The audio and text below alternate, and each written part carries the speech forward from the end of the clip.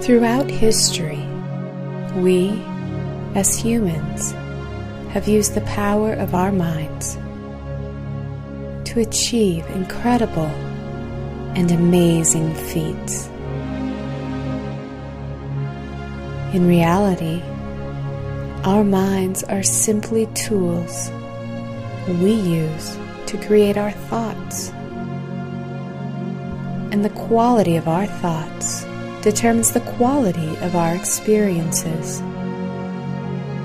A simple shift in perception will quickly and easily improve how you feel and what you believe is possible, helping you to achieve all of your personal goals, even those that previously seemed unattainable. Join us now as we explore the vast landscapes of our minds. This is Mind Over Matter. Good evening, I'm Mitch Friedman. And I'm Brandolyn Jokiel, and you're watching Mind Over Matter, where we teach you how to use the power of your mind to overcome obstacles, feel better, and successfully reach your goals. I feel like Vanna White tonight. I'm spelling it out for you. This is what we do. I need to loosen up a little bit, Mitch. You need to do the letters, the Vanna White letters. Yeah. Like, hi, hello. And this is Brandolyn Jokiel. La and Mitchell Friedman. All right, so it's Saturday night. We're in a little bit of a goofy mood, having a good time. How was your week, Mitch? It was really, really good. Yeah, I had a really good week. What about you? What about your camping trip? Yeah, last week you talked about the camping trip. Tell us a little bit about it. It was fantastic. It was an adventure. We went up to the Santa Fe National Forest, and our intention, because we had Nick, the 5-year-old, with us, was to get just one of the regular camping sites, you know, bathrooms, water, the whole 9 yards, and they were all full. We got up there on Friday night. So I remembered some forest road that you and I went down like a year ago, and I told Bernie, I thought, you know what?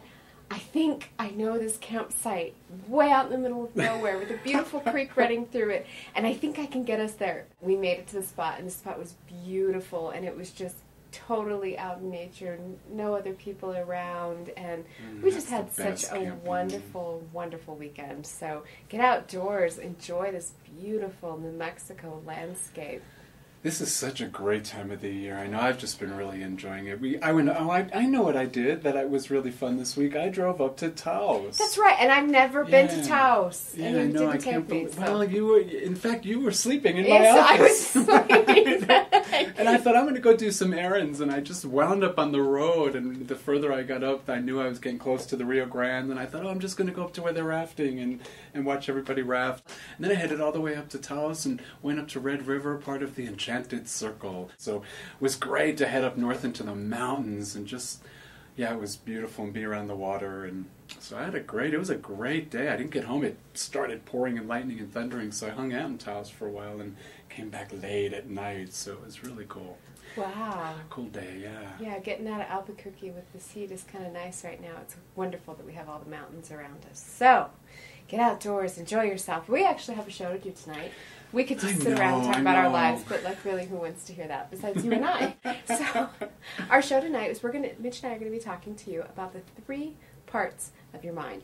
We touch on them here and there. It's called the triune mind. It's a model of the mind that's been around for like 17,000 years. Yeah, we like to use things that are time-tested. Time-tested and true.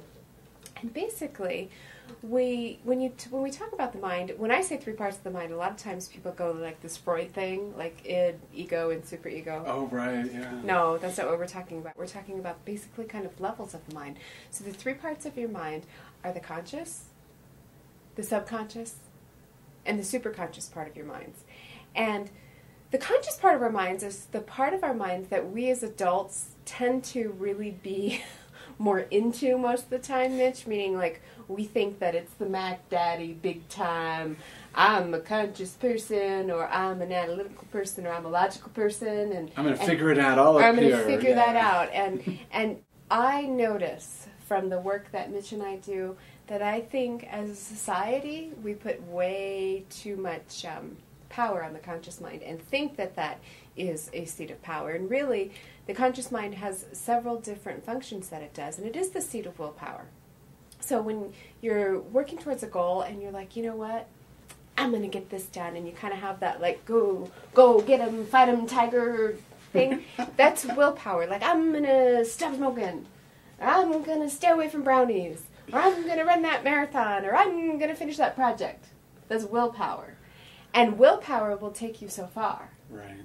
But if you don't engage the subconscious part of your mind, the acting out feeling part of your mind, you're not going to get very far in willpower. It's just using part of our gift. If you're only using that conscious analytical willpower and pushing through it, you know, a lot of times, Brandy, people actually get results when we push through it with willpower, but without having an alignment between your conscious and subconscious and superconscious mind, if there's not an alignment, I'm sure people out there have noticed with diets and working out at the gym that results seem to be temporary. If we just try and push through with willpower, we may have results, but those results are usually temporary. Yeah, and in the conscious mind, it's the seat of where we analyze things. It's the seat of logic. It has inductive reasoning, like the scientific theory is all in the conscious mind. And that's great. We need those things every day.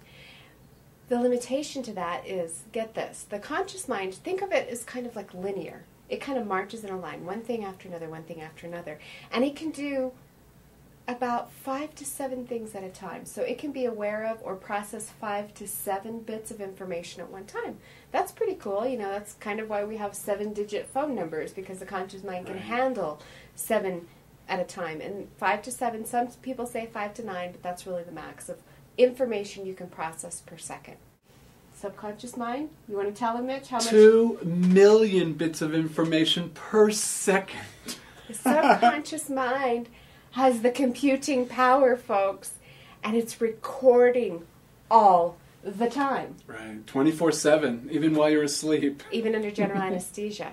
That's right. So your subconscious mind can know what the temperature is on your elbow and how many cars just passed outside in the last 3 seconds, and the light changing from the sun shifting.